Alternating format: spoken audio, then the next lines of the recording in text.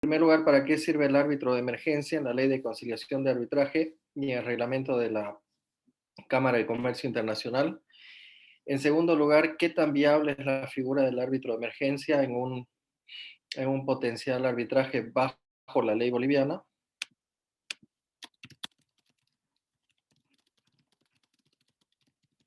¿Y qué ventajas o desventajas ven en el uso de la figura del árbitro de emergencia? En el ensayo de 3 páginas tienen que responder a esas preguntas. He puesto páginas, no he puesto hojas, por si acaso es un solo lado. Y había puesto que me lo envíen acá, pero creo que si pueden cargarlo a la plataforma y ahí se lleva el control de la presentación de los trabajos, entonces lo hacemos vía plataforma. Entonces, eso para que lo vayan ya trabajando. Van a ser 4 trabajos, 3 trabajos,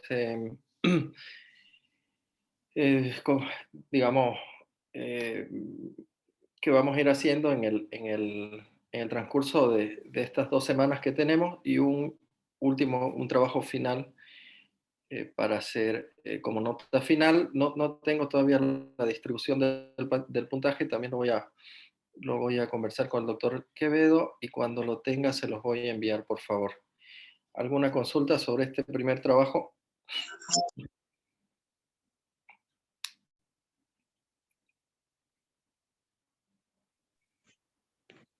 Buenas noches, disculpe, recién acabo de ingresar. ¿Sería que podía resumir un poquito el trabajo, por favor, doctor? ¿Qué podría qué? Perdón. ¿Podría sintetizarlo? No, recién ingresé, mil disculpas. Ya.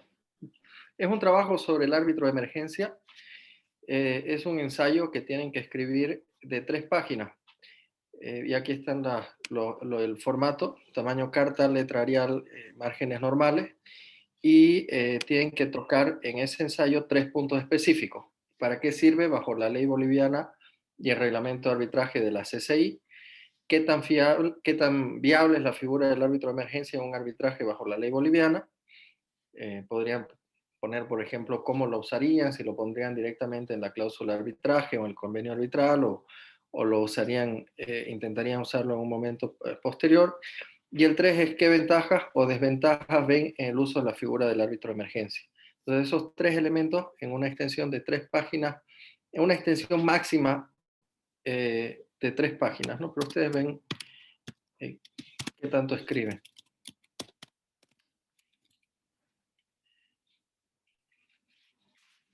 Gracias, doctor. Perfecto.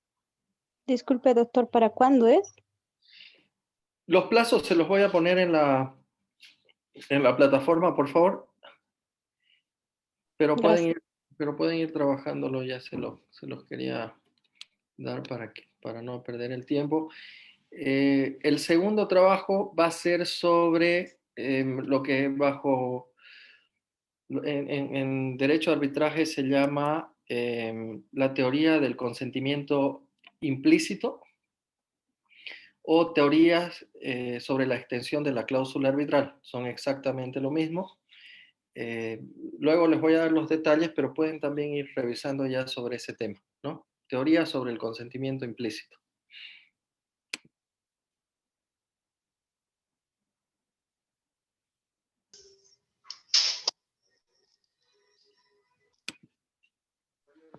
Pero nos los va a dar todos los detalles, ¿no, doctor? Para eso, lo de la teoría del consentimiento implícito. Todos los detalles se los voy a dar en la plataforma.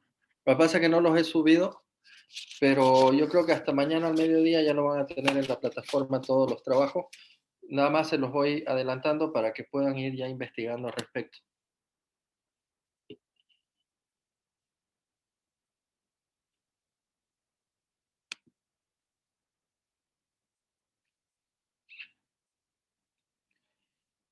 Perfecto, entonces vamos a continuar desde donde terminamos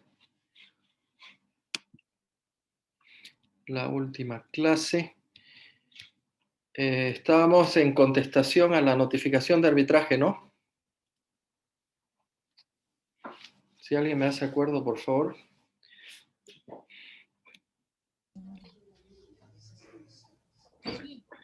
creo que habíamos visto ley de conciliación y arbitraje, habíamos visto reglamento CENUDMI y vamos a empezar con el reglamento CCI. Sí, creo que sí, doctor. ¿Sí, no ve? Sí, al igual que en el reglamento CENUDMI, y a diferencia de la ley de conciliación y arbitraje, el reglamento de la Cámara de Comercio establece un plazo de 30 días desde la recepción de la solicitud por parte de la Secretaría General. Y estos detallecitos siempre tienen que verlos en un arbitraje para que no se vaya el tema de los plazos.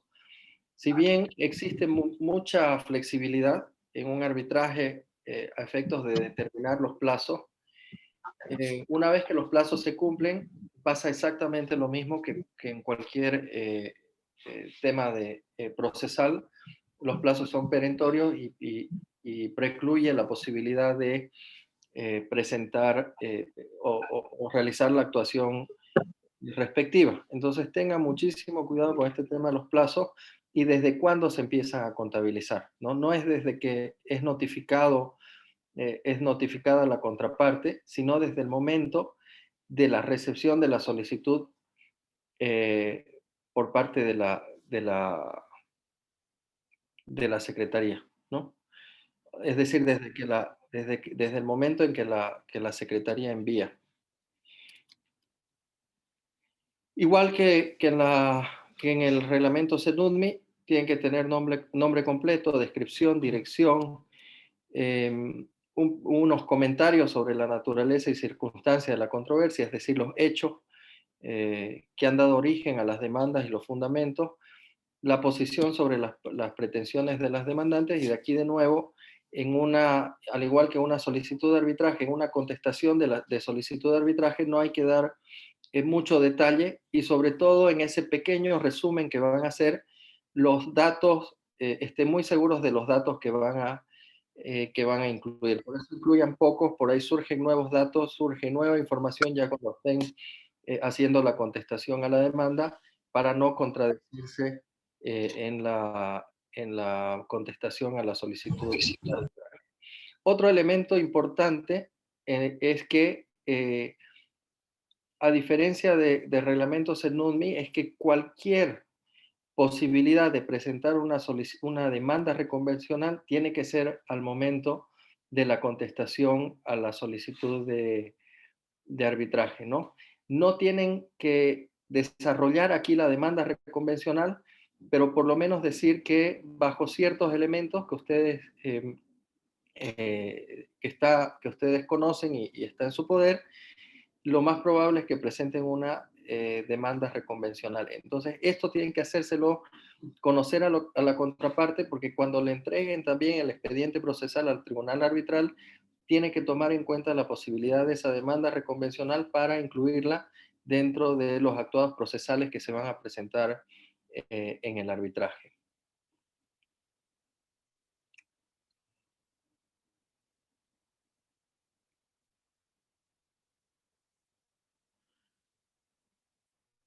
Cualquier otra observaciones sobre los temas procesales también tienen que ser presentados respecto al número de árbitros, la forma de designación en caso de que no haya, cuál va a ser la sede del arbitraje, cuál va a ser la legislación aplicable, el idioma del arbitraje y cualquier otro asunto que ustedes consideren apropiado.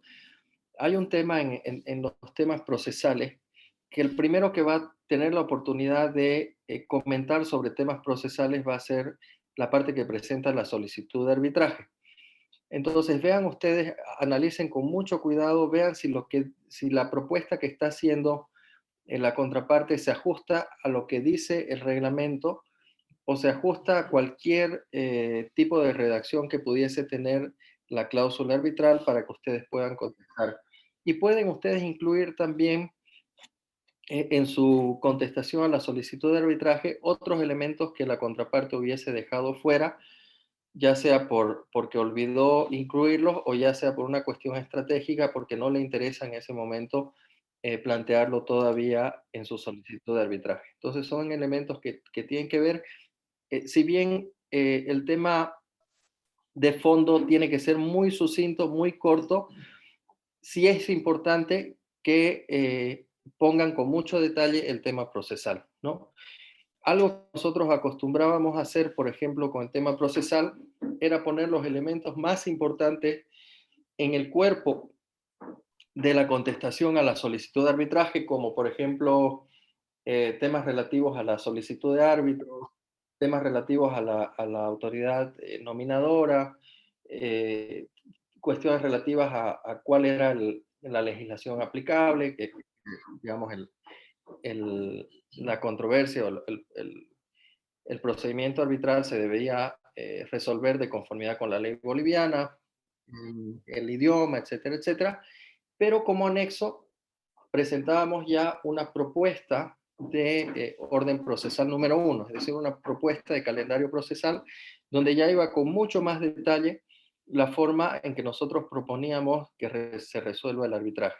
Entonces, si bien tienen que ser muy estratégicos en la forma de plantear el fondo y refutar los argumentos de la demandante respecto a los supuestos incumplimientos contractuales, en los temas procesales sí pueden ser muy, muy específicos e ir incluso al detalle. Doctor, Adelante. cuando hablamos de demandas de convencional, va a disculpar, no soy abogada, no, pero sí me interesa saber la diferencia, en qué consiste una demanda de convencional. Una demanda es una demanda reconvencional, es una contrademanda. Es decir, una persona demanda a otra en el marco de un contrato por ciertos supuestos incumplimientos. Y dice, por ejemplo, tal cláusula del contrato ha sido incumplida de esta manera y de esta manera por parte de la persona que estoy demandando. Puede ser que esa persona que está planteando la demanda también hubiese incumplido y como parte demandada me interese también demandarla. Entonces ahí uno plantea una demanda reconvencional. Gracias, doctor. Ahora sí. Gracias. Perfecto. Y también da las pautas sobre qué debe contener esta demanda reconvencional y es muy parecido a la solicitud de arbitraje, descripción de los hechos, pretensiones, cláusula arbitral, arbitrabilidad, etcétera, etcétera, ¿no? Es básicamente lo mismo, pero seguramente lo van a incluir en un acápite distinto. Y dentro de los 30 días siguientes a la demanda reconvencional, la parte demandante puede presentar su respuesta, pero va a responder únicamente a la demanda reconvencional. Y ahí ya no se puede incluir ningún otro tema, ¿no? Entonces, la solicitud de arbitraje, la respuesta a la solicitud de arbitraje y la solicitud de demanda reconvencional, y tiene la oportunidad la parte demandante de presentar sus observaciones solamente en cuanto a la demanda reconvencional. Es decir, no le da una oportunidad de réplica respecto a la contestación a la solicitud de arbitraje. No sé si me estoy haciendo entender.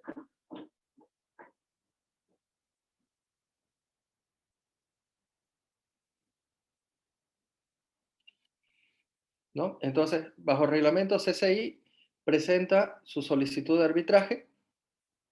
La parte demandada tiene la posibilidad de contestar a la solicitud de arbitraje y decir que va a reconvenir por tales y tales motivos, y la parte demandante tiene la posibilidad de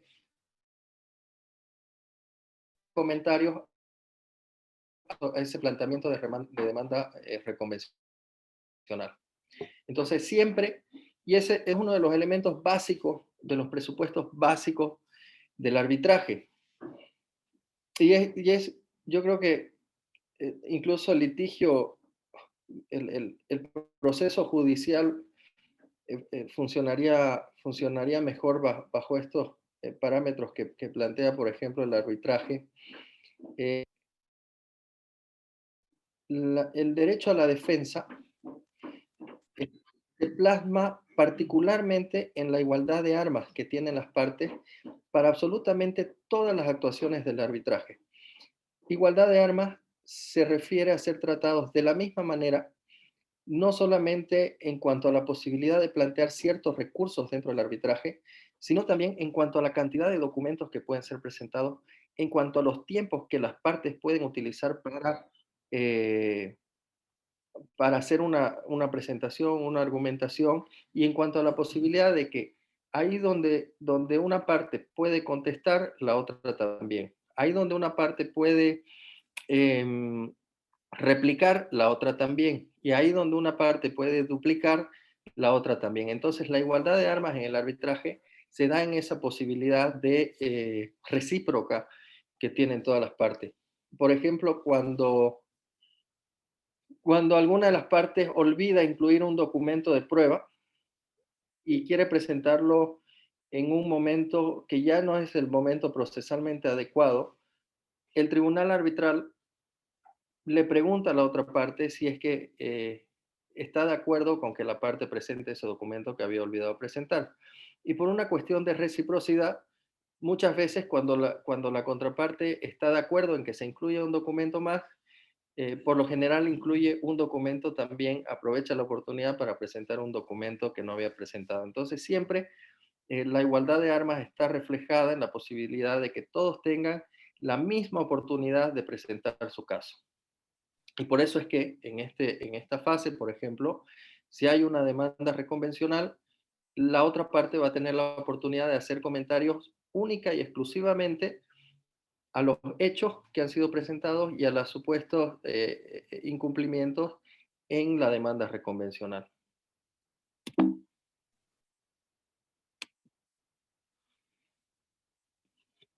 En el caso del reglamento CAINCO,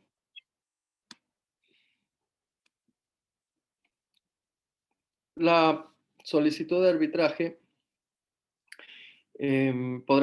la contestación, perdón, a la solicitud de arbitraje podrá ser presentada hasta antes que se convoque a las partes a la audiencia de instalación. Si ustedes ven, a diferencia del reglamento de la CENUMI y a diferencia del reglamento CCI, no existe un plazo específico para que sea presentada la contestación a la solicitud de arbitraje. A mí me tocó litigar con este reglamento y yo tengo una observación fuertísima a este tipo de redacción y sobre todo que está conectada con la redacción sobre la fecha de instalación o el día de instalación del tribunal arbitral. El problema es que si se presenta un día antes que se convoque a la audiencia de instalación, por ejemplo, hoy día es 21 de diciembre, y la audiencia de instalación va a ser el día 5 de enero, por poner un ejemplo cualquiera, ¿no? Yo por una cuestión estratégica podría decidir que presento el 4 de enero mi contestación a la solicitud de arbitraje. Y ahí lo que estoy haciendo es, le estoy dando menos tiempo a la contraparte para que pueda revisar lo que yo estoy presentando en primer lugar, y le estoy dando casi nada de tiempo para que pueda darme una respuesta sobre mis planteamientos procesales. Ese es un primer problema que hay, porque por lo general son las partes las que se tienen que poner de acuerdo sobre los aspectos específicos ya del arbitraje. Entonces, si se lo presenta con muy poco tiempo de antelación, la otra parte no va a poder, por ejemplo, si yo propongo que los plazos sean amplios y la otra parte quiere que los plazos sean cortos, probablemente no van a poder ponerse de acuerdo antes de que llegue a manos del tribunal arbitral. Y el otro problema es que el tribunal arbitral va a ir a la primera audiencia probablemente sin conocer lo que dice la parte demandada, porque no va a tener nada de tiempo para revisar la contestación, entonces no van a poder tener un manejo de audiencia lo suficientemente adecuado como para... Alguien está con el audio abierto, si lo podrían... Ay, mi hijo casi se cae.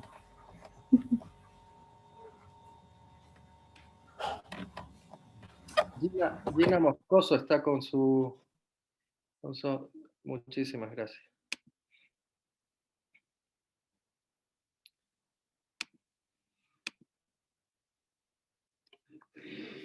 Entonces, ese es un problema respecto de los tiempos porque no le va a permitir al tribunal arbitral estar preparados para el día de la audiencia. Si se presenta de un día para otro, el tribunal arbitral va a llegar básicamente con cero conocimiento de lo que ha presentado la parte demandada en términos procesales, porque no le va a dar tiempo para leer una contestación a la solicitud de arbitraje, probablemente de 30 o 40 páginas, y mucho menos la cierta información que vaya a incluir. Es decir, asumiendo que los árbitros son personas que también tienen un trabajo y no solamente se dedican a ver ese caso en particular.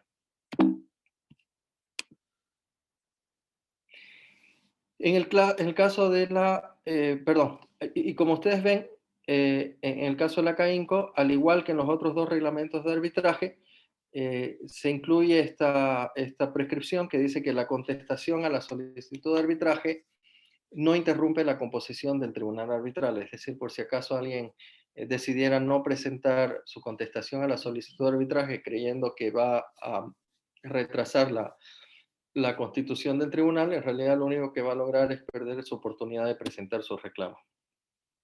El caso del reglamento de la Cámara Nacional de Comercio, como ustedes ven, sí ponen un plazo bastante corto, de hecho, aunque se adecua a la ley de conciliación y arbitraje, pero 15 días a veces pueden ser muy cortos para contestar una solicitud de arbitraje, pero han decidido incluir exactamente el mismo plazo del artículo 81, el mismo plazo de la ley, y han incluido el hecho de que al momento de contestar la solicitud de arbitraje también tienen que presentar las excepciones a la competencia del tribunal arbitral. Si presentan su contestación a la solicitud de arbitraje y no dicen nada respecto a que van a interponer excepciones jurisdiccionales o excepciones a la competencia, pierden su oportunidad de hacerlo. Es decir, en un momento posterior van a querer hacerlo y el tribunal no va a tener ninguna obligación para aceptar esa solicitud. Entonces, estén seguros de que cuando bajo el reglamento de la Cámara Nacional de Comercio contesten a la solicitud de arbitraje, también incluyan las excepciones a la competencia. Y ahí les muestro el contenido de una contestación a la notificación de arbitraje en un arbitraje CAINCO, y como ustedes ven, era un arbitraje de YPFB, donde se hizo una breve enunciación de los antecedentes, se incluyó la parte de representación y el domicilio de YPFB, se hizo una pequeña introducción para que el tribunal sepa qué iba a ver. Entonces, se enunció brevemente los antecedentes del arbitraje. Se intentó, en este caso, era un arbitraje en el que no había una cláusula arbitral porque la contraparte estaba intentando demandar a Chaco, a YPFB mejor dicho, en virtud de un contrato que había firmado Chaco. Y el centro continuó con el proceso de elección de árbitros. YPFB le pidió que directamente sea el centro el que lo desestime porque tiene esa capacidad. Y luego se incluyeron, como ustedes ven ahí, las excepciones a la competencia del tribunal arbitral al momento de contestar a la solicitud de arbitraje. Entonces, como ustedes ven, son todos los elementos que les indicaba que tienen que estar incluidos dentro de una contestación a la solicitud de arbitraje. Y se incluyeron temas de carácter procesal, como ustedes ven ahí, se solicitó la bifurcación del procedimiento, se envió una propuesta de orden procesal número 1 para un calendario procesal, se hizo una reserva de derechos y se presentó un petitorio, primero respecto al rechazo que debía haber del tribunal arbitral por no tener competencia, y un petitorio respecto a los temas de fondo. Y aquí hay algo importante que siempre tienen que hacer. Cuando identifiquen que un tribunal arbitral no tiene competencia y vayan a presentar objeciones o excepciones a la competencia, no dejen de contestar al fondo. Muchas veces lo que hacen los tribunales arbitrales es decir, por ejemplo, que los temas de jurisdicción o las excepciones a la competencia del tribunal arbitral se van a resolver junto con los temas de fondo.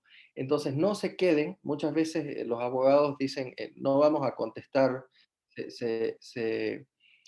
tienen una posición muy eh, drástica respecto al tema de las excepciones de competencia, porque creen que no hay, y porque no hay, no debieran contestarle al centro, etcétera, etcétera. Pero si el tribunal arbitral dice, por ejemplo, que temas de excepciones a la competencia y fondo se resuelven al mismo tiempo, no dejen de contestar al fondo de la controversia.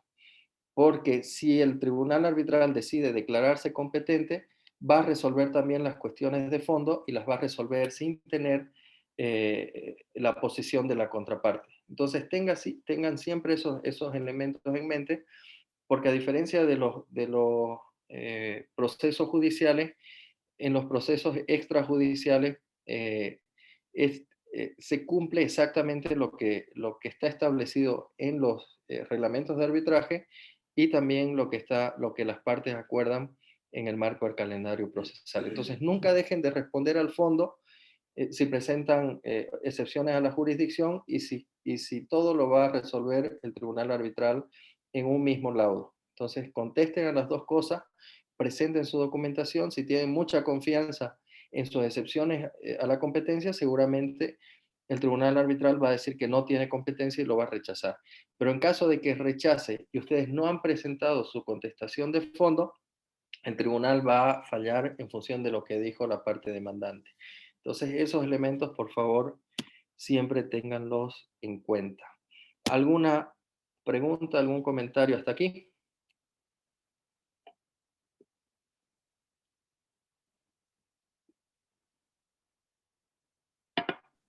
Doctor, perdón, buenas noches. Una consulta. Adelante. En las solicitudes de arbitraje, cuando el reglamento en general prevé que se haga un pago de arancel inicialmente, ¿no es cierto?, a la presentación de la solicitud. ¿Qué sucede que en el inesperado caso que se haya omitido el pago del arancel y ya se haya llevado a cabo la etapa inicial para ya establecer plazos y demás, pero no se ha cumplido con el pago del arancel? ¿Hay algún vicio de nulidad? ¿Se tendría que retrotraer obrados? No.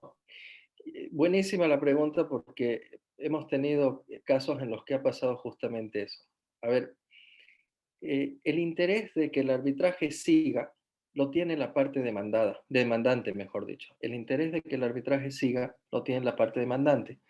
Entonces puede ser que una parte se resista a pagar su parte. Por lo general los costos se dividen 50-50. La mitad paga la demandante, la mitad paga el demandado, sin perjuicio de que el tribunal arbitral, en su laudo, si una parte pierde realmente, le adjudique los gastos a la parte perdedora, todos los gastos. En ese caso hay un reembolso.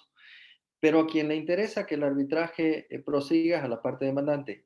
Si una de las partes se niega a pagar su parte, por lo general el demandante continúa sufragando el arbitraje hasta su culminación.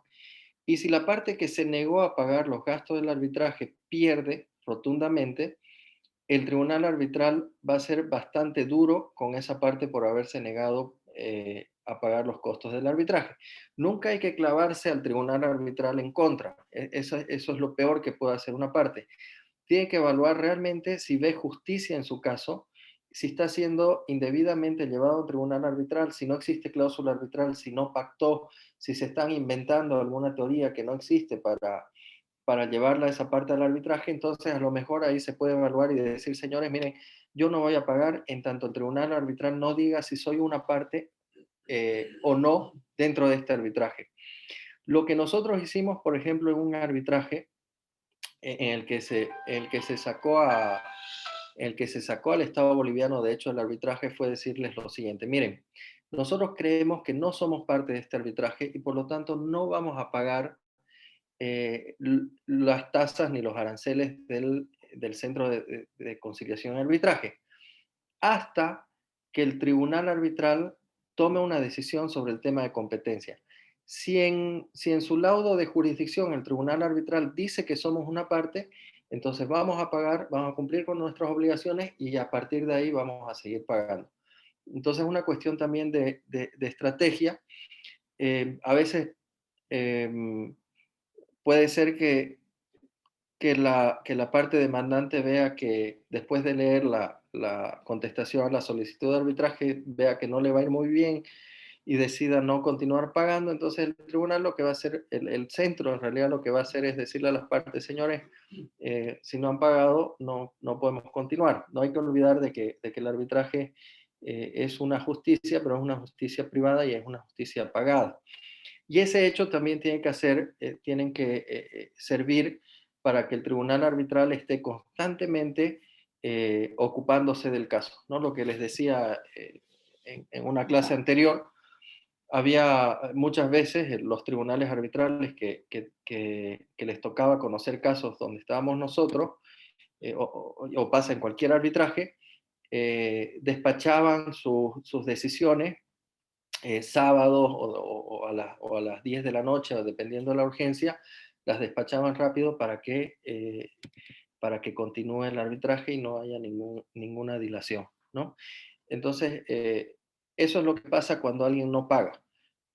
Y por lo general el que deja de pagar es el demandado. Entonces el demandante empieza a hacerse cargo, pero si le va mal al demandado, seguramente va a tener consecuencias con el tribunal de arbitraje por haberse resistido. Obviamente esas consecuencias no debieran incidir en el fondo ni en la forma en que va a fallar, pero nunca es bueno tener ningún tipo de roce con el tribunal si va a decidir una controversia en la que alguien está. No debieran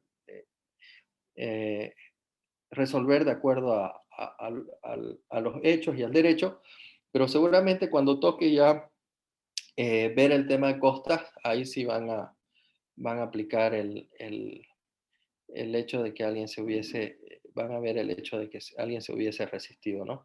Entonces la respuesta es no genera ningún tipo de, digamos, de penalidad a ninguna de las partes, pero sí a quien le interesa que el arbitraje prosiga es el que se va a seguir haciendo cargo de los pagos.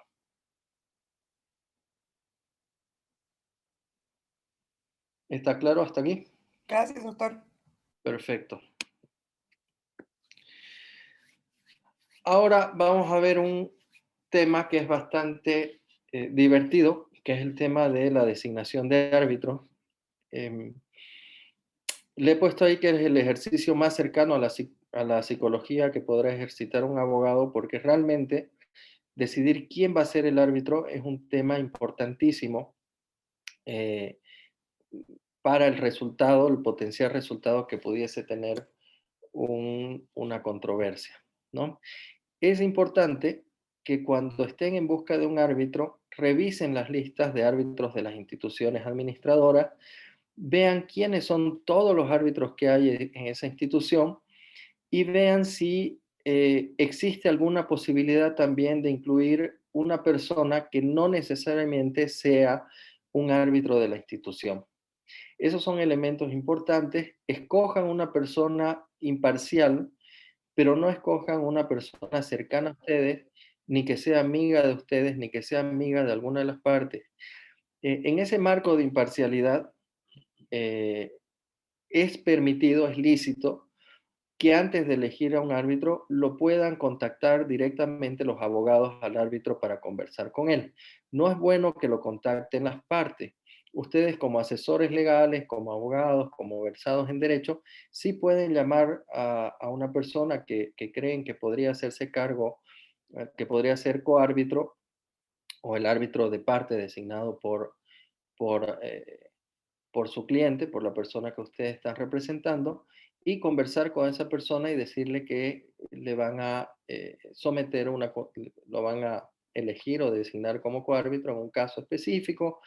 No es bueno que hablen del fondo, simplemente díganle que existe el caso, que quisieran que sea coárbitro, que les diga si tiene algún impedimento en aceptar el caso para ser coárbitro, algún conflicto de interés, y de que sí tiene el tiempo y siente que puede hacerse cargo del caso, ¿no? Sí pueden acercarse, siempre y cuando lo hagan dentro de los límites y de los, digamos, del trato ético que debe haber entre un abogado y un árbitro. Es un elemento muy importante porque también en la charla, cuando conversan con una persona, se van a dar cuenta del tipo de persona que es una persona muy difícil, y ustedes en un caso no necesitan a alguien tan conflictivo, se van a dar cuenta de qué tan preparado está para el caso, si es que tiene tiempo. Entonces siempre el tú a tú con las personas es importante dentro de un marco de independencia y de imparcialidad que deben tener quienes van a resolver una controversia, ¿no? Es bueno que revisen, eh, antes de decidirse por una persona para que sea coárbitro, es bueno que hagan cierto trabajo de investigación de al menos unas 5 personas para conocer a detalle eh, el, qué han hecho esas personas, qué casos han conocido, cómo han resuelto esos casos, cuáles son sus antecedentes previos. En realidad se necesita tener cierto bagaje previo a la hora de poder designar una persona, ¿no? Lo bueno de designar personas que están incluidas en las listas de los centros de arbitraje y conciliación es que los centros de conciliación y arbitraje ya hicieron su investigación previa respecto a los antecedentes previos de estas personas y han visto que cumplen con ciertos estándares, sobre todo de ética, ¿no? Como les decía al principio del curso, uno de los elementos más importantes para que el arbitraje funcione es la buena fe. Y para que la buena fe también sea fácil de, de ejercerla, de practicarla, es necesario también que existan personas idóneas sobre las cuales uno pueda reposar esa buena fe. Entonces es importante ese trabajo previo que hacen los centros de las instituciones administradoras, los centros de conciliación y arbitraje, sobre todo, por ejemplo, porque en instituciones como la Cámara Nacional de Comercio, CAINCO, no es que cualquier abogado presenta su solicitud de formar parte de la lista de árbitros y lo acepta. Por lo general se reúnen los directorios, ven la hoja de vida, analizan la trayectoria de la persona y si es que cumple con todos los requisitos que ellos necesitan, recién lo incorporan dentro de la lista de árbitros. Entonces es un trabajo, digamos, previo que ya está hecho, pero independientemente de eso, ustedes tienen que hacer su propio trabajo para ver qué tipo de árbitro están eligiendo.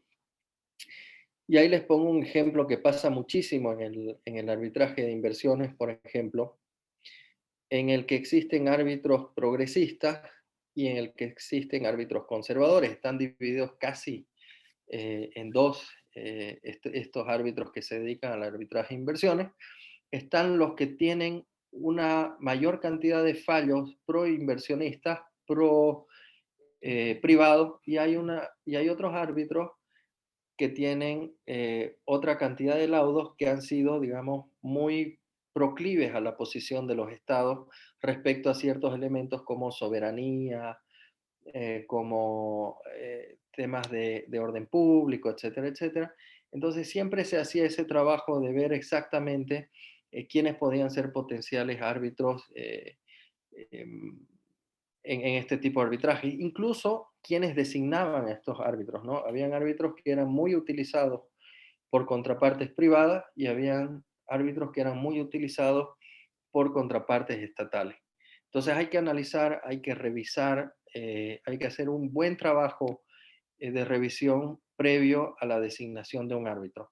Estoy hablando del árbitro que ustedes van a designar, como vamos a ver ahorita, en tribunales arbitrales de 3, por lo general una parte designa uno, otra parte designa otro, y por acuerdo de partes designan al presidente del tribunal de arbitraje, o cuando no hay acuerdo lo designa la institución administradora. pero es muy importante que trabaje en el tema de su coárbitro, porque su contraparte va a hacer ese trabajo. Es decir, va a elegir un árbitro que más o menos cree que reúne las condiciones para ver bien su caso. No digo que para fallar a favor, pero por lo menos para tener cierta empatía con el caso que le van a estar presentando, ¿no? Entonces, siempre tiene que haber ese equilibrio y por eso siempre se nombra a un tercero que es el que tiene ya, el que define la controversia en realidad. Por eso es que hay, muchas veces hay laudos, igual que que pasaba en el órgano judicial, laudos en consenso o laudos por mayoría. Entonces es un trabajo muy, muy importante. Va a incluir también el hecho de que investiguen, como les decía, de que hagan consultas, de que vean la forma en que esos árbitros dirimieron otras controversias similares, verificación de conflictos de interés, entre otros. Entonces va a ser un trabajo bastante arduo eh, y que muchas veces no tiene mucho que ver con el derecho, no tiene que ver con conversar con la persona, ver su predisposición, no sé, hacerle algunas preguntas sobre casos previos, sobre cómo resolvieron. Entonces ahí uno va un poco entendiendo la lógica de estos árbitros y ahí encontrará seguramente la persona adecuada para poder integrar el tribunal arbitral. ¿Alguna pregunta sobre este tema de elección de árbitro?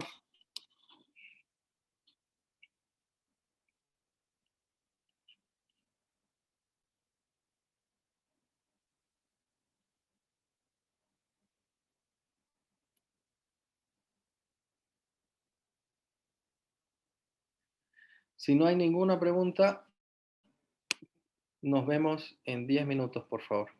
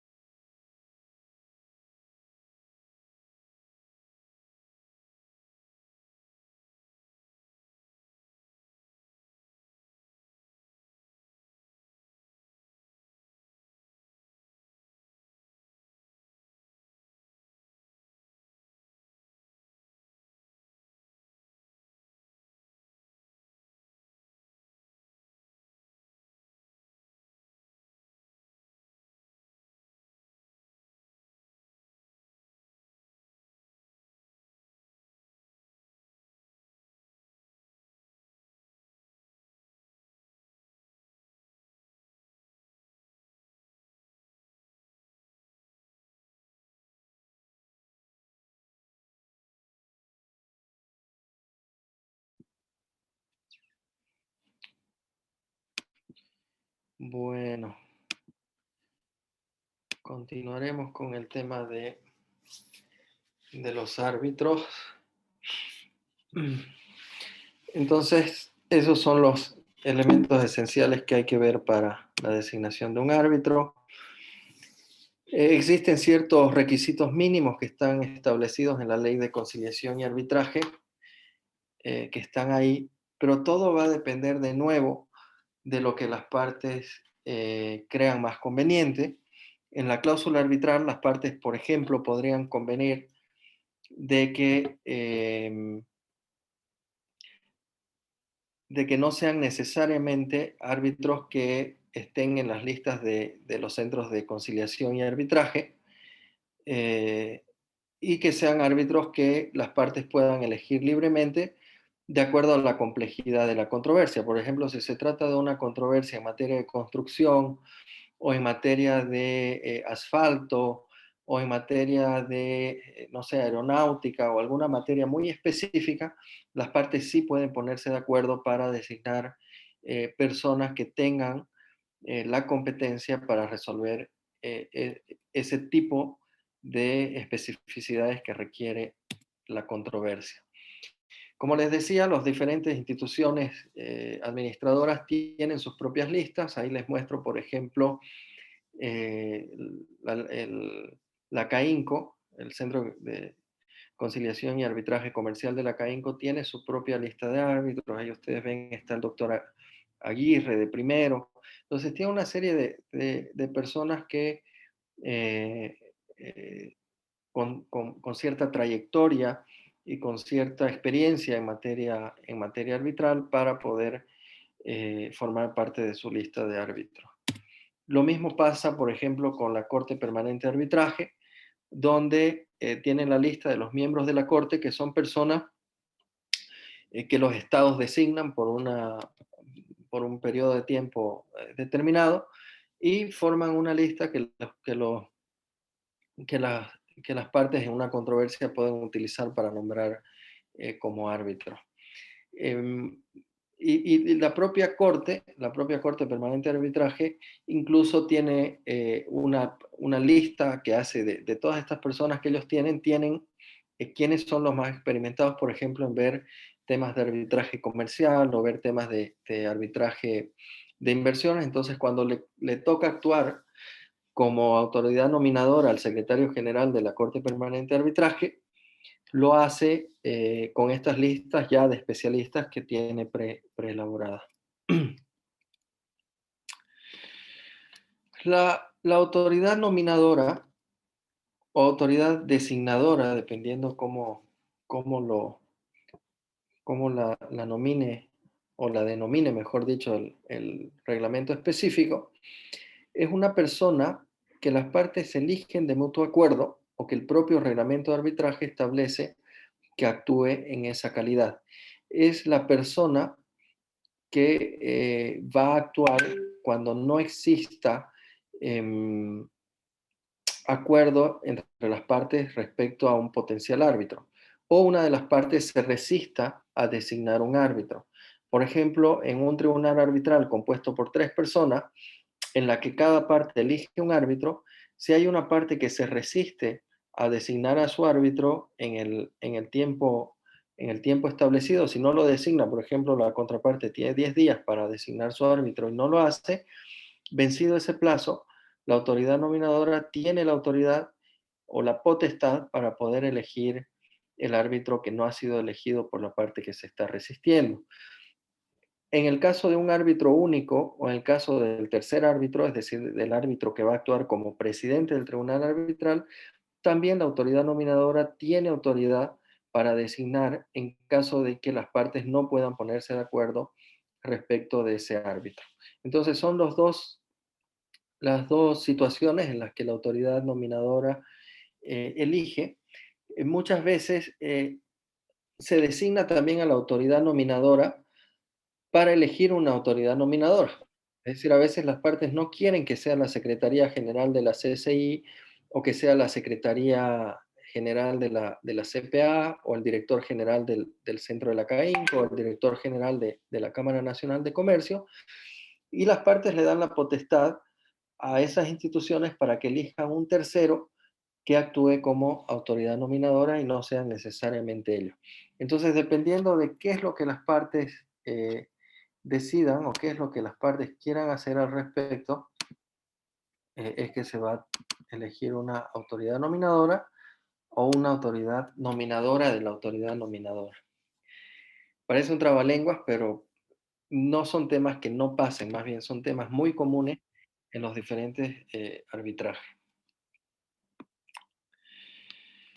Como ustedes ven ahí, con respecto a esta figura de la autoridad nominadora, la ley de conciliación y arbitraje dice, por ejemplo, en cuanto a la designación de árbitros, en el artículo 62, en el parágrafo 3, que a falta de acuerdo de las partes o de los árbitros, la designación de uno o varios árbitros será efectuada por la autoridad nominadora en el plazo de 10 días, ¿no? Cuando no exista un acuerdo, debe ser la autoridad nominadora la que actúe.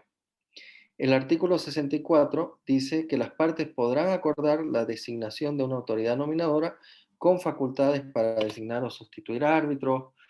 En un arbitraje ad hoc, la autoridad nominadora es el juez competente, porque como no se ha elegido un reglamento y no se ha elegido un centro, puede pasar que una de las partes se resista a designar árbitros, entonces puede una de las partes recurrir al auxilio judicial. Esa es una figura clarísima de auxilio judicial.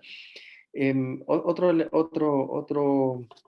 elemento que quería mencionarles, que no lo dije, es que, por ejemplo, en la cláusula arbitral ya las partes pueden decir quién va a actuar como autoridad nominadora, entonces pueden tener su propio acuerdo que esté contenido en la cláusula arbitral o en el convenio arbitral, y en ese caso se aplica ese acuerdo y no lo que establece el reglamento, y la figura de la autoridad nominadora puede recaer tanto en una persona, es decir, puede decir las partes expresamente que actuará como autoridad nominadora tal persona en la que ambas partes confíen, o puede recaer sobre una institución, ¿no? Pueden decir que tal figura de tal institución actúe como autoridad nominadora, ¿no?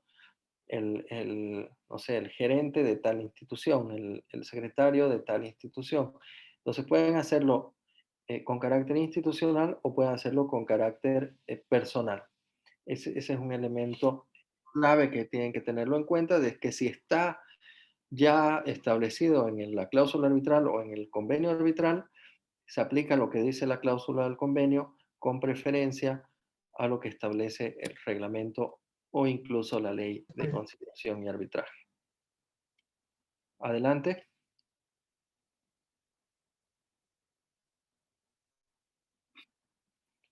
¿Alguien tenía algún comentario? Bueno. En el reglamento CENUDMI está mucho más desarrollado el tema y dice que a menos que las partes hayan elegido ya a la autoridad nominadora, como les decía, puede ser que lo elijan en la cláusula arbitral, actúa como autoridad nominadora el secretario general de la Corte Permanente de Arbitraje de La Haya. La autoridad nominadora por defecto, y es por el hecho de que el reglamento de la CENUDMI es un reglamento que se ha trabajado en el marco de Naciones Unidas. CENUDMI es la Comisión de Naciones Unidas para el Derecho Mercantil Internacional. Entonces, por defecto actúa el secretario general de la Corte Permanente de Arbitraje. Si transcurridos 30 días desde la recepción por todas las partes de una propuesta, las partes no han convenido en designar la autoridad nominadora, pueden solicitar directamente al secretario general que designa la autoridad nominadora. Para la elección de árbitros, dice que incluso tiene previsiones, como ustedes ven ahí, para cuando la autoridad nominadora se niega a designar un árbitro. Dice, si la autoridad nominadora se niega a actuar o si no nombra un árbitro en 30 días, o si no se pronuncia sobre una recusación, cualquiera de las partes puede solicitar al secretario general que designe un sustituto de la autoridad nominadora. Y aquí, ahora que acabo de leer el tema de la recusación, de árbitros, he invitado a un especialista en arbitraje para que nos dé una charla el día de mañana y quería hacerles una consulta y espero que tengan cierta apertura respecto a esta consulta. El día de mañana tengo que viajar a Trinidad a las 7 de la noche y quería ver la posibilidad de adelantar la clase a las 3 de la tarde o realizarla el día miércoles a la misma hora. No sé qué les resulta más favorable a ustedes. Adelantar. La adelantamos para las 3 de la tarde. ¿Todos tienen disponibilidad mañana a las 3? Sí, de acuerdo, yo de acuerdo. Doctor, los que no podemos atender en ese horario, tendríamos que verla después a través de la plataforma, ¿verdad? Sería lo más Pero, óptimo. doctor, ¿no podría ser directamente el miércoles a la misma hora? ¿Eh? Así creo que todos podríamos acceder a clases. Esa es justamente la consulta. ¿Cómo están de tiempo? Yo no tengo problemas en ninguna de las dos opciones. Bueno, personalmente quisiera el miércoles. ¿Alguien tiene alguna objeción con la propuesta de la compañera?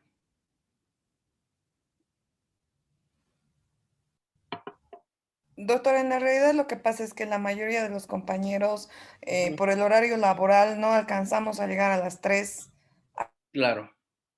a casa. Entonces, más conveniente, como señala mi antecesora, que se pueda mover al día miércoles. Perfecto. Entonces el día miércoles, moveríamos la clase mañana para el día miércoles a las 7 de la noche, por favor. Y la primera hora vamos a tener a un especialista de arbitraje que nos va a hablar sobre la recusación de árbitros en arbitraje comercial internacional. ¿Está bien? ¿Estamos todos de acuerdo en eso?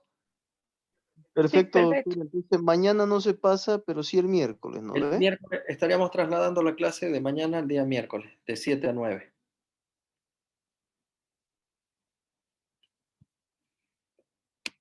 Muchísimas gracias.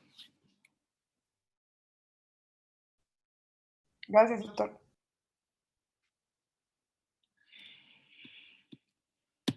El reglamento de la CCI también establece la figura de la autoridad nominadora y el artículo 12, en el parágrafo 2, dice que cuando las partes no se pongan de acuerdo sobre el número de árbitros, la Corte nombrará un árbitro único, a menos que ésta considere que la controversia justifica la designación de 3 árbitros. Eso es para establecer si la controversia la va a resolver árbitro único o un tribunal arbitral, y la Corte va a tomar esa decisión en función de cuán compleja vea que sea la controversia. Si para una controversia que es bastante liviana, que pueda ser conocida por una sola persona, si considera que es bastante liviana y puede haber un árbitro único, entonces va a decir que ese árbitro único, si no, va a establecer que sea un tribunal arbitral. Y también si una parte no designa un árbitro, el nombramiento también es hecho por la propia Corte. Y esto nos ha pasado, por ejemplo, a nosotros cuando vimos casos en la Procuraduría, nos pasó un par de veces. Nos pasó en un caso justamente con la Cámara de Comercio Internacional, en un arbitraje en el que habían 3 partes, la parte demandante había demandado a 3 partes, y una sola de las 3 partes estaba mencionada en la cláusula arbitral. Entonces, la posición de las otras 2 partes fue decir, como nosotros no estamos mencionados en la cláusula arbitral, y como tenemos objeciones fuertes a la jurisdicción del tribunal arbitral, lo que va a pasar aquí es que la parte que está mencionada y que sí está dentro de la cláusula arbitral es la que va a nombrar al árbitro. Entonces, esas 2 partes se abstuvieron y fue la parte que estaba mencionada y que era parte de la cláusula arbitral la que designó el árbitro. Y en el caso que les mostré la respuesta a la notificación de arbitraje, que fue el caso YPFB, donde también YPFB dijo, se trata de un contrato que ha suscrito Chaco.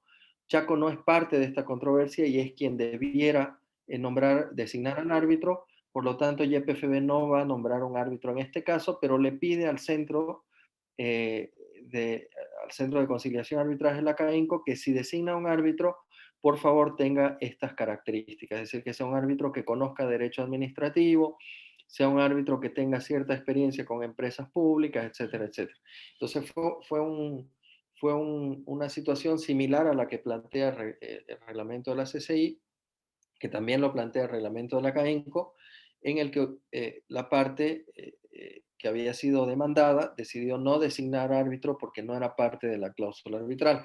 Y eso van a ver mucho, y ahí tienen que tener mucho cuidado, porque si designan árbitro, puede ser visto por el tribunal arbitral como una aquiescencia al arbitraje, es decir, que están aceptando al realizar actos en donde no eran parte, pero actuaron como si fuera parte. El tribunal puede decir, bueno, al haber cumplido con esta actuación procesal, es un acto propio en el que se sobreentiende que están aceptando. Entonces hay que tener mucho cuidado, decir, bueno, voy a nombrar árbitro, pero ello es sin perjuicio de que el tribunal arbitral no tenga competencia en este caso.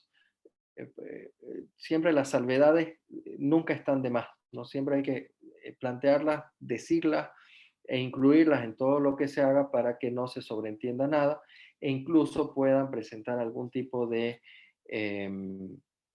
recurso, digamos, utilizarlo dentro de la parte recursiva.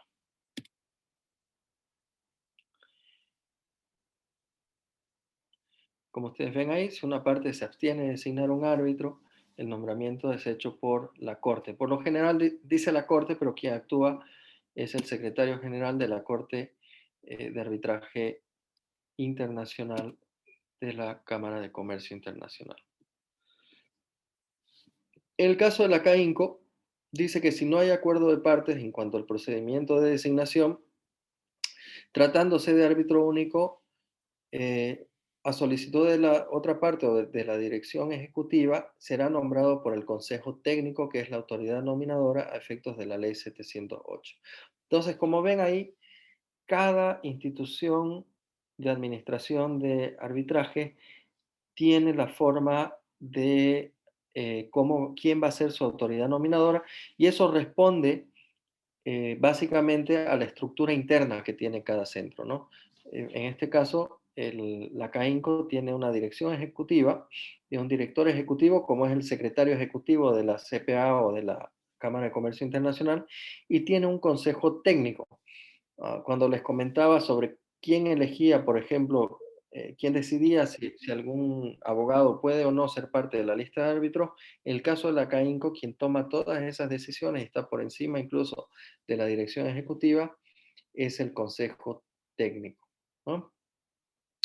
Y es el consejo técnico el que actúa como autoridad nominadora. La dirección ejecutiva sirve como un secretario de juzgado, digamos, solamente en los arbitrajes, que es quien va remitiendo a las partes los actuados, en tanto no se designe todavía a quien va a ser secretario del tribunal arbitral. En el caso de la Cámara Nacional de Comercio, el artículo 28 establece que en el evento de que alguna de las partes no hubiera designado un árbitro, este será designado por el Centro de Conciliación y Arbitraje. En este caso no dice exactamente quién va a ser, pero seguramente se lo va a hacer a través del director ejecutivo de la Cámara Nacional de Comercio. El árbitro impar, cuando hablamos del árbitro impar, estamos hablando del tercero imparcial, que es siempre el que actúa como presidente del tribunal arbitral después de que las dos partes han elegido a su coárbitro. Dice, en caso del árbitro impar, a falta de acuerdo, su nombramiento también es realizado por el Centro de Conciliación y Arbitraje en un plazo de 5 días, y los plazos siempre empiezan a correr luego de vencidos los plazos. Muchas veces resulta que por mucho esfuerzo que las partes estén haciendo para cumplir con los plazos, no lleguen a ponerse de acuerdo en el nombre del árbitro. Si las partes del arbitraje están muy interesadas en ser ellas las que nombren al árbitro impar, pueden también ampliar ese plazo, enviarle una carta al Centro de Conciliación y Arbitraje y decirle, mire, nosotros estamos haciendo todos los esfuerzos para nombrar al tercer árbitro, por favor denos un plazo adicional de 10 días o de 7 días para nombrar a ese árbitro. Si no podemos hacerlo, recién actúa el Centro de Conciliación y Arbitraje, ¿no? Si en esos 7 días no lo pueden hacer, ya seguramente va a haber alguna parte interesada en que el arbitraje continúe y va a decir, bueno, por favor, señores del centro, sean ustedes quienes designen al árbitro.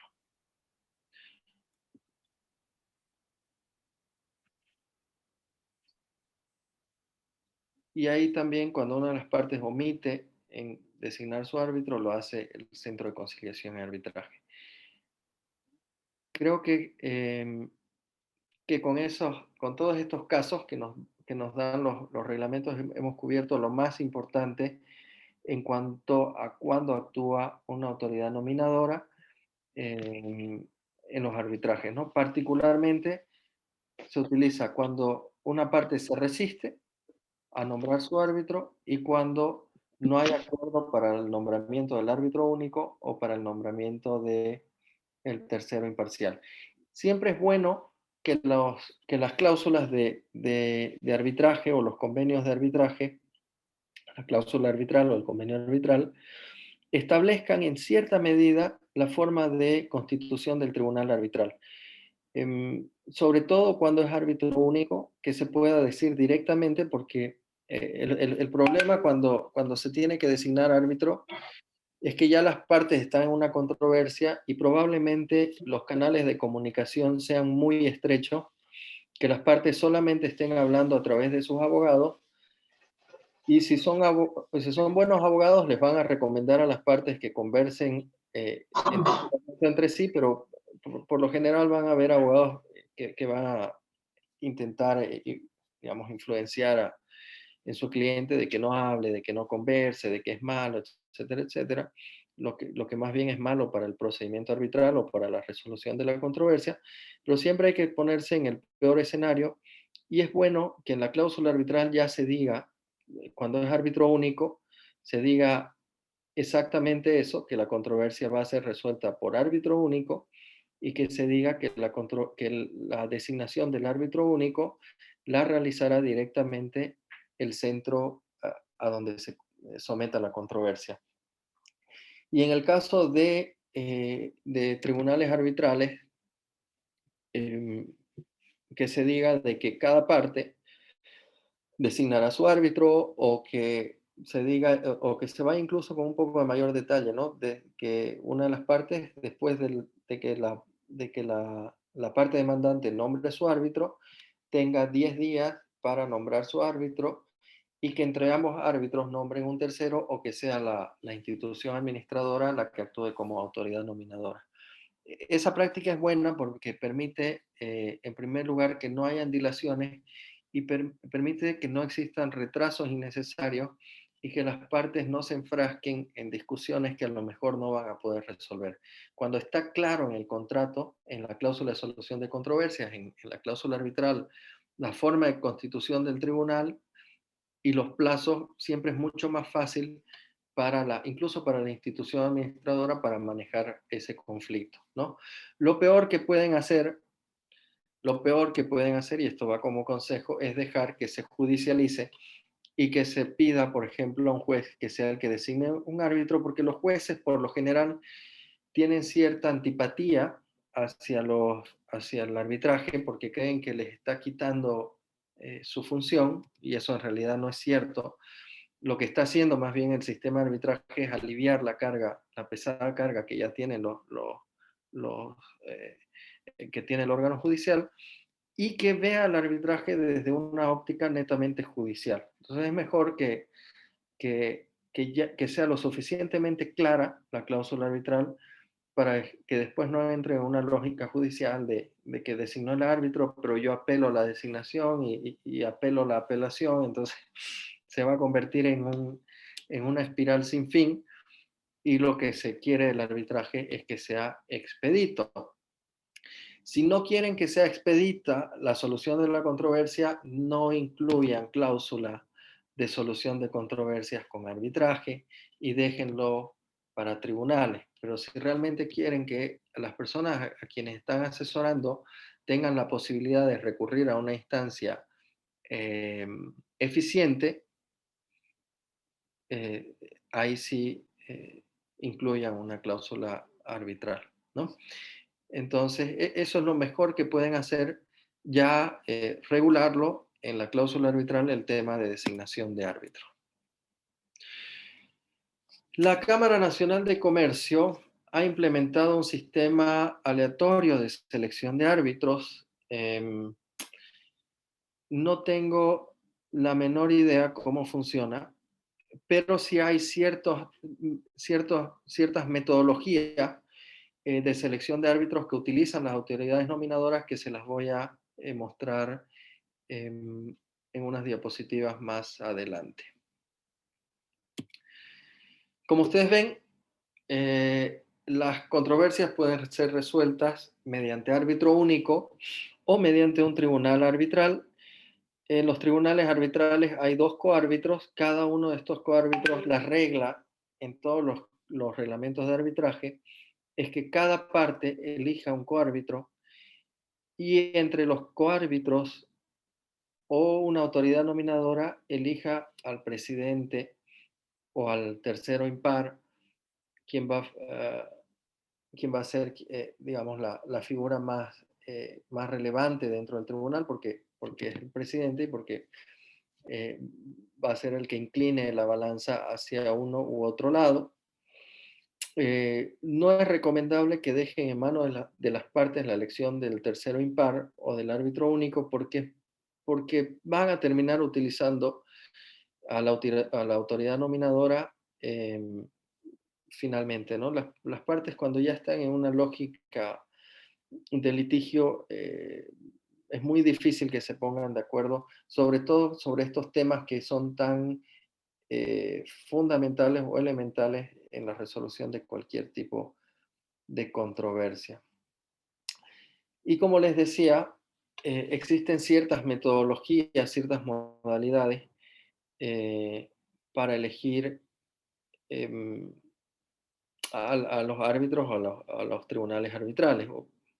Una primera de ellas es que las partes se ponen de acuerdo para elegir al árbitro único, o la autoridad nominadora puede elegir al árbitro único, o cada parte elige un coárbitro y entre ambas eligen al tercero que fungirá como presidente del tribunal arbitral, o cada parte elige un coárbitro y los coárbitros eligen al tercero que fungirá como presidente del tribunal arbitral.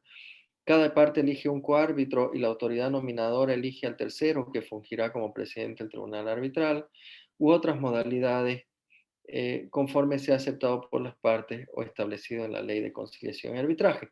Entonces, esto es lo que ustedes van a definir a la hora de escribir su cláusula arbitral. ¿Cuál va a ser la forma de constituir mi tribunal arbitral o de designar a mi árbitro único?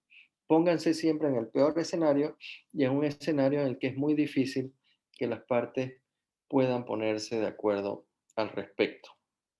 ¿Alguna pregunta hasta aquí?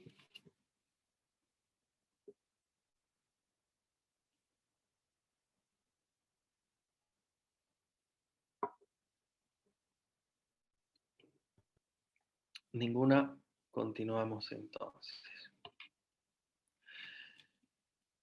¿Qué dice la ley de conciliación y arbitraje? Sobre designación de árbitros, dice en un arbitraje con árbitro único, las partes designarán de común acuerdo al árbitro.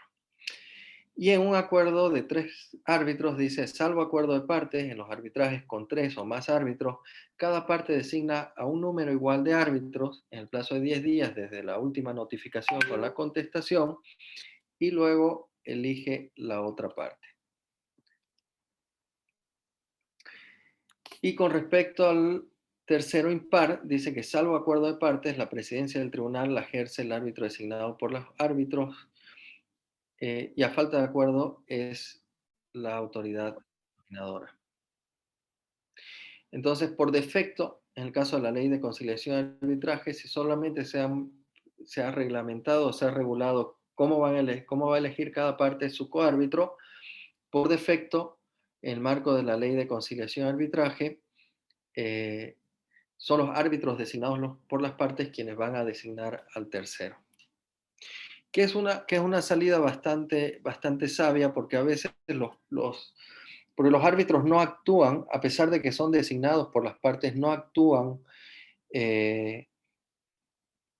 en representación o a nombre de las partes. Son árbitros, su función es igual a la de un juez, están sujetos a los principios de imparcialidad, a los principios de independencia.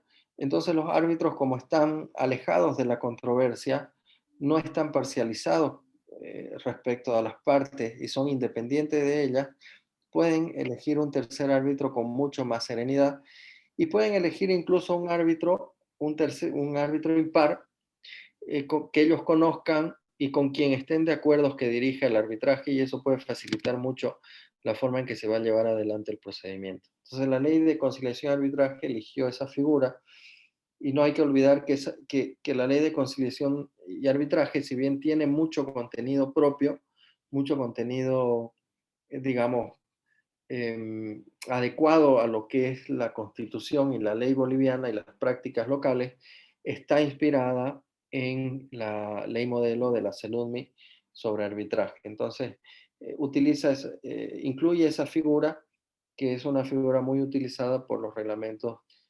de la mayoría de los centros de conciliación y arbitraje. El caso de la CENUDMI establece que si se han de nombrar 3 árbitros, es decir, si el tribunal arbitral va a estar compuesto por 3 personas, cada una de las partes nombra uno y los 2 árbitros también eligen al tercer árbitro. Y como ven, coincide con la ley de conciliación y arbitraje, justamente porque la fuente de inspiración de ambas normas, de la ley de conciliación y el del reglamento CENUDMI, es la ley de arbitraje, la ley modelo de la CENUDMI sobre arbitraje comercial. En el caso de la CSI, dice que las controversias pueden ser resueltas por un árbitro o por 3, y a menos que la CSI considere que la controversia justifica la designación de 3 árbitros, la demandante elige un árbitro en 15 días a partir de la recepción de la notificación con la decisión de la Corte, y la demandada 15 días después de haberse designado el árbitro por la parte demandante. Entonces hay 30 días en que van a transcurrir 30 días, mejor dicho, para que cada parte, si es que ninguna se resiste, para que cada parte designe su árbitro.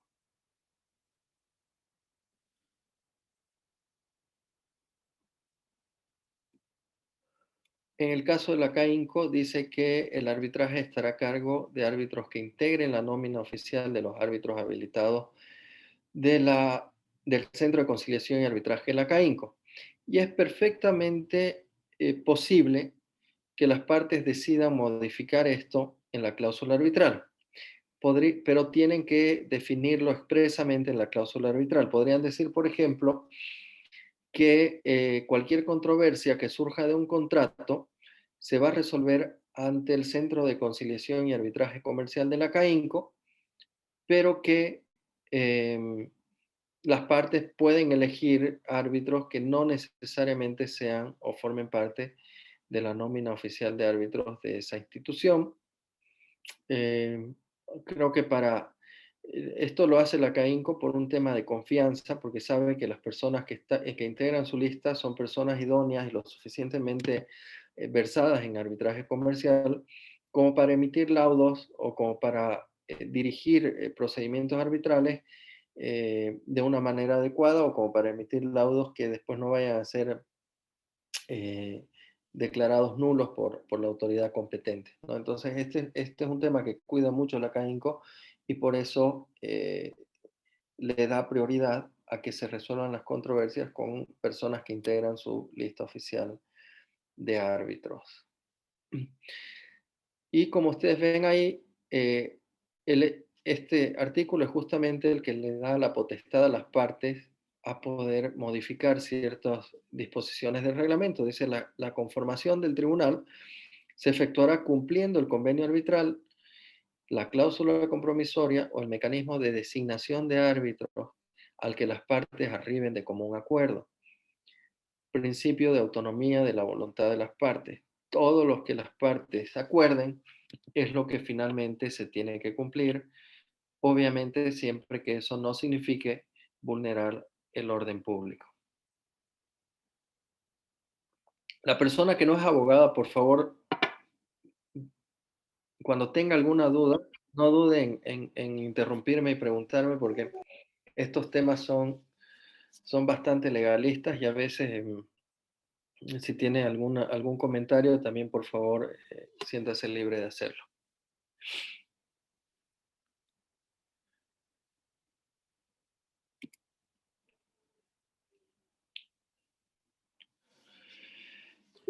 Algo que regula el reglamento CAINCO y que me parece también que no es una práctica tan idónea, dice, si los 3 días de designado el árbitro no comunica su asentimiento por escrito, se entenderá que no acepta y se procederá a un nuevo nombramiento. Esta es una mala práctica porque nunca se debe designar a una parte si no se le ha preguntado previamente, en primer lugar, si no tiene conflicto de intereses, en segundo lugar, si tiene la disponibilidad de poder llevar el arbitraje, y en tercer lugar, si acepta ser designado árbitro o formar parte de un tribunal arbitral. Y de hecho, en la práctica internacional, por ejemplo, cuando la Secretaría de la Corte Permanente de Arbitraje o la Secretaría de la Cámara de Comercio actúan como autoridad nominadora y utilizan el sistema de listas para designación de árbitros, les voy a mostrar luego cuál es el sistema de listas, ya envían las declaratorias de inexistencia de conflicto de interés y de imparcialidad e independencia por parte de los árbitros a quienes les han hecho la consulta y están dispuestos a formar parte del tribunal arbitral. Entonces, esta práctica un poquito que va en contracorriente porque hace perder un poco el tiempo, ¿no? Creo que primero la institución administradora debiera asegurarse de que la persona que está designando, o las partes debieran asegurarse de que la persona que están designando sea una persona que quiera hacerse cargo. Digamos, si alguien como abogado, si uno de ustedes como abogado presenta su solicitud de arbitraje o su respuesta a la solicitud de arbitraje y designa a un árbitro, y ese árbitro después responde que no quiere ser parte del tribunal arbitral, el abogado va a quedar sumamente mal, primero frente a su cliente, porque el cliente le va a decir, bueno, ¿cómo estás nombrando a una persona que no acepta? Pero sobre todo con su contraparte, y ahí la contraparte se va a dar cuenta de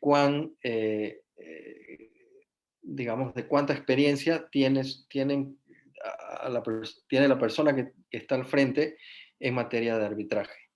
Entonces hay que tener mucho cuidado con eso, y por eso al principio de la sección de los árbitros les decía que es legítimo que los representantes legales, es decir, que los abogados, conversen primero con la persona que van a designar como árbitro y luego la designen. Es decir, dentro de este marco de ética, de imparcialidad, de darle al árbitro, de dejarle al árbitro su independencia y de ver de que no tiene conflictos de intereses ni con las partes, ni con la representación de las partes, ¿no? Es importantísimo también que las partes, cuando están en un arbitraje, digan quién va a ser su representante legal, digan quién va a ser su abogado, porque también es una mala práctica, aunque en el proceso judicial sí se lo hace, en el arbitraje es mal visto que se busque después un abogado que tenga algún conflicto de interés con los árbitros para intentar recusar a un árbitro, ¿no? Eso está muy mal visto y las partes debieran ser totalmente transparentes y debieran designar a sus representantes legales con la suficiente anticipación a la designación o a la constitución del tribunal arbitral y evitar este tipo de juegos que lo único que van a hacer es perjudicar al procedimiento. En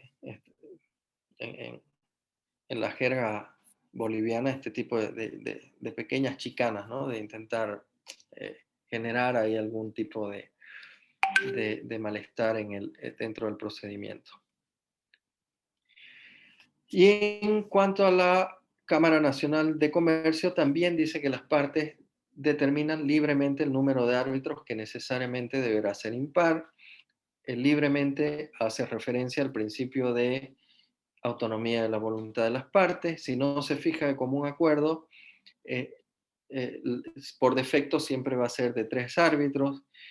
Se puede decidir que sea el propio centro el que determine el número de árbitros, etcétera, ¿no? ¿Alguna pregunta hasta aquí con relación a la designación de los árbitros?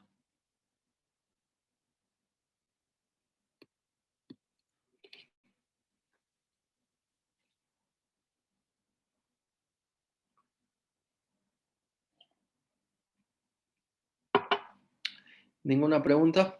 Doctor, disculpe, buenas noches. Adelante. Respecto al caso que nos mencionaba en el momento en el que empezó a hablar de la designación de árbitros, cuando si una de las partes no está incluida en la cláusula arbitral y se abstiene de hacer la selección del árbitro, ¿cómo puede beneficiar esto o perjudicar a esta parte en el proceso? A ver, lo decía porque fue una cláusula, era un contrato atípico. Lo decía porque era un contrato atípico. En general, la cláusula arbitral em, em, cubre a las partes contractuales, a las partes del contrato, ¿ya? Puede ser que no estén mencionadas dentro de la cláusula arbitral, pero si se hace referencia a las partes y las partes están definidas, se entiende que son las partes contractuales. En eso no hay ningún tipo de controversia. Lo decía en casos, por ejemplo, multipartes, ¿no? En un caso en que no sean solamente 2 partes, sino sean varias partes y cada parte tenga una calidad distinta dentro del contrato. Y eso fue lo que le pasó, que pasó en cierto momento con un contrato, con un arbitraje que vio la Procuraduría, que habían varias partes dentro del contrato, pero solamente 2 de esas 4 partes que pudieran haber habido dentro del contrato, solamente 2 estaban incluidas dentro de la cláusula arbitral, y sobre todo la cláusula decía expresamente que tal parte nombraba un árbitro y tal otra parte nombraba el otro árbitro, ¿no? Entonces, a lo que me voy es al detalle de la cláusula arbitral que se tiene que ver, ¿no? Siempre hay identidad de partes cuando son bilaterales, ¿no? Y la cláusula arbitral se refiere a las partes y va a decir en términos generales, una parte elegirá y la otra parte elegirá sin necesariamente nombrarla a la parte porque ya va a estar definida.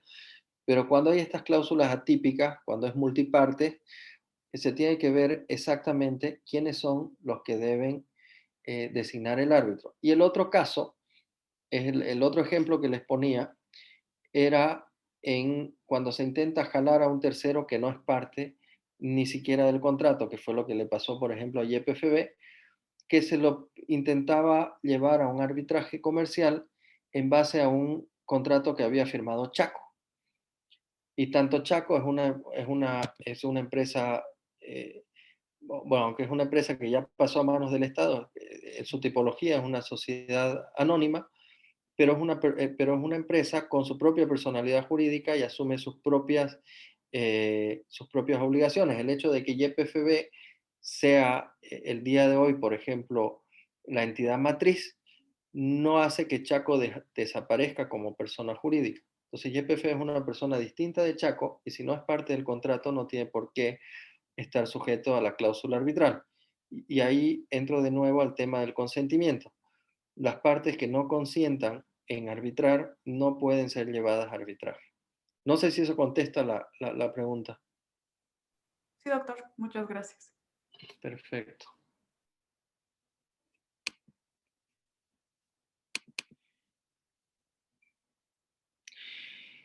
El tema del árbitro de emergencias, como ya les adelanté al inicio de esta clase, es un trabajo de investigación que hasta el día de mañana al mediodía se los voy a incluir en la plataforma. Esta parte de la metodología la utilizan sobre todo en el arbitraje comercial internacional. No la usan tanto acá ni en la CAINCO ni en la Cámara Nacional de Comercio, pero es una metodología que permite, si bien es la autoridad nominadora la encargada de designar, les permite a las partes tener cierto control y estar de acuerdo con la designación del árbitro nombrado por la autoridad nominadora. Y lo que más se utiliza son el sistema de listas, que son listas que pueden ser enviadas a las partes o son listas que pueden ser enviadas a los coárbitros ya elegidos para la elección del árbitro impar. Y aquí les describo cómo funciona una de las más comunes, una de las metodologías más comunes, que es la que utiliza eh, eh, la, la CPA, el sistema de listas bajo el reglamento CENUDMI. En primer lugar, la autoridad nominadora elige 5 árbitros, por ponerles un ejemplo, de su lista de árbitros, ¿no? El árbitro A, el árbitro B, el árbitro C, D y E. Y como les decía, primero es responsabilidad de cualquier institución administradora asegurarse de que las personas que podrían fungir como árbitros no tengan ningún conflicto de interés con las partes, ni con la controversia, ni con los representantes de las partes. Entonces, en primer lugar, lo que hacen es solicitar a esos 5 árbitros que han elegido que declaren que son independientes y no tienen ningún conflicto de interés con las partes. Una vez que recibe esa información, la institución administradora remite la lista de los 5 árbitros con sus declaraciones de independencia y sus hojas de vida documentadas si es posible. Y es que el ejercicio de designación de árbitros, como les decía al principio, es un ejercicio de ver quiénes son las personas, cuál ha sido su trayectoria, qué tipo de casos han conocido, etcétera, etcétera. Entonces, una práctica, por ejemplo, de la Corte Permanente de Arbitraje, de la CPA y de la Cámara de Comercio Internacional es enviar ya las listas de estos árbitros con sus declaraciones de independencia y con sus hojas de vida para que las partes puedan incluso investigar si existe o no conflicto de intereses. Luego, le pide a las partes que elijan a 3 de los 5 árbitros y esos 3 árbitros los coloquen en orden de preferencia.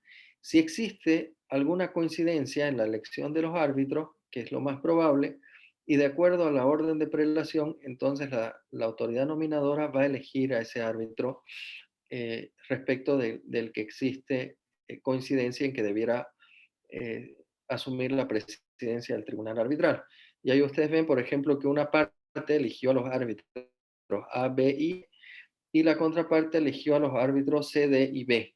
Entonces la coincidencia es respecto del árbitro B, y lo más probable es que una vez que las partes han hecho esa elección, la autoridad nominadora envíe una nota a las partes diciendo que ha elegido como presidente, como tercero impar o presidente del tribunal arbitral al árbitro B. Entonces va a verificar la coincidencia y el orden en que los mismos hubiesen sido elegidos y va a designar al árbitro. Entonces así ya se va a tener completo al tribunal arbitral para proceder a la constitución del tribunal. El otro es por la vía de los coárbitros, es decir, mientras que en este caso envía directamente a las partes para que sean las partes las que trabajen sobre el sistema de lista, lo puede hacer también con los coárbitros que ya han sido elegidos. Si las partes todavía quieren tener cierto control sobre estas listas para definir en qué orden de preferencia van a estar, o que sean los propios coárbitros los que armen la lista de los 5 árbitros, las partes pueden, de común acuerdo, decirle a la institución administradora de que van a ser los coárbitros los que van a elegir, o van a ser los coárbitros los que van a elaborar estas listas, pero en consulta con la parte que lo designó, que es totalmente legítimo que los coárbitros que han sido designados puedan consultar con las partes que los han designado respecto de los potenciales nombres de árbitros o respecto del orden de preferencia en cuanto a los árbitros. Los árbitros a veces tienen cierta información que las partes no tienen. Puede ser que, por ejemplo, las partes estén eligiendo como presidente del tribunal arbitral, o una de las partes esté de acuerdo con la elección del presidente de un tribunal arbitral, de una persona que tiene muy mala relación con el coárbitro que han designado.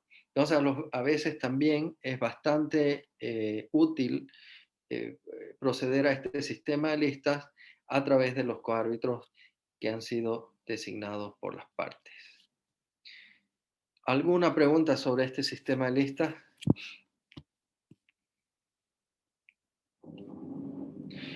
Y por eso les decía que me parecía una novedad lo que planteaba la Cámara Nacional de Comercio respecto a esto que vimos acá, sobre la implementación de su sistema aleatorio de selección de árbitros, porque básicamente lo que está haciendo aquí la Cámara Nacional de Comercio es traer una práctica judicial, que es el sistema aleatorio de selección de juzgados, del tema del sorteo, la está trayendo a la práctica arbitral y no le está dando la posibilidad a las partes de participar en la elección de los árbitros que no están pudiendo ser designados, ¿no? Creo que ahí hay un poco digamos, de traer prácticas judiciales al arbitraje, pero si al centro le sirve, en todo caso, en la cláusula arbitral o las partes de común acuerdo le podrían pedir al centro de que utilice alguna de estas dos metodologías de manera preferente a su modalidad aleatoria de la Cámara Nacional de Comercio. ¿Alguna pregunta hasta aquí?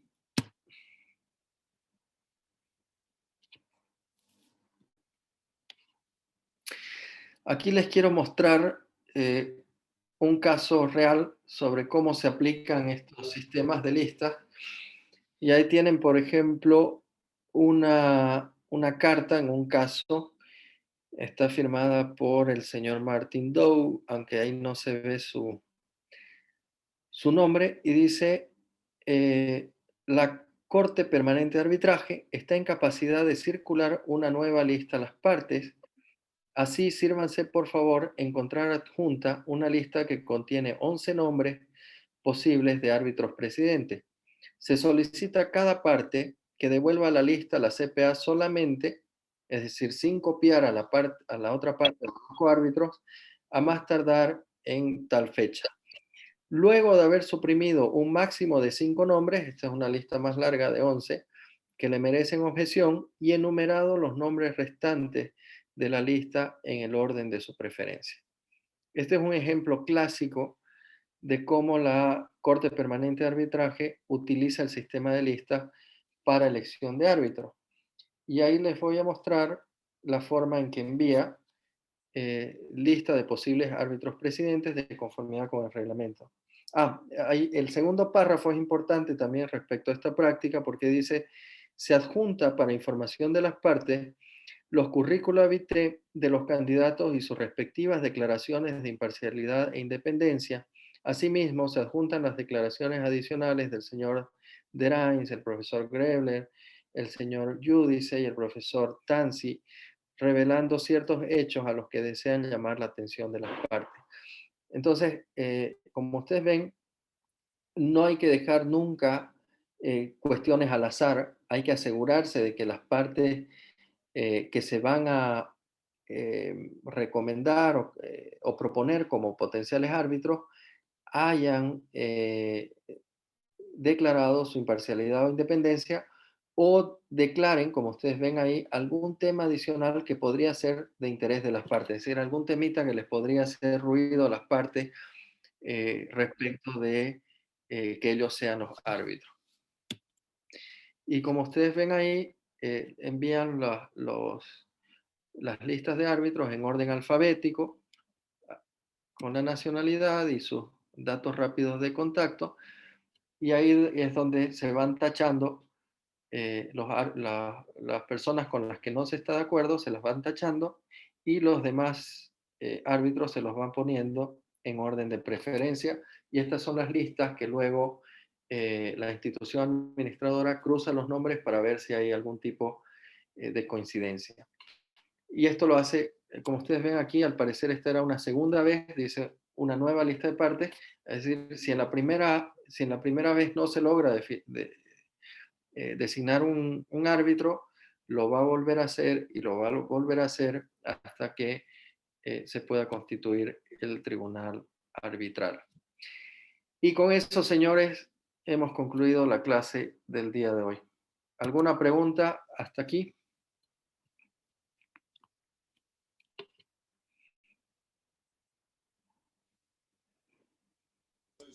Doctor, buenas noches. Disculpe, con relación al material que está utilizando usted aquí en la plataforma, bueno, en la sesión Zoom, ¿también la va a subir a la plataforma? Cuando concluyamos, lo que pasa es que las voy mejorando, voy incluyendo nuevas cosas en la presentación de PowerPoint, pero cuando concluyamos las clases, las voy a subir a la plataforma para que ustedes las puedan tener. Está bien, gracias, doctor.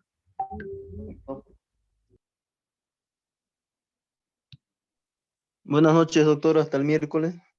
Hasta el miércoles y muchísimas gracias por el entendimiento.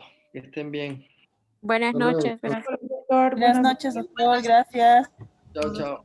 Gracias, doctor. Buenas noches.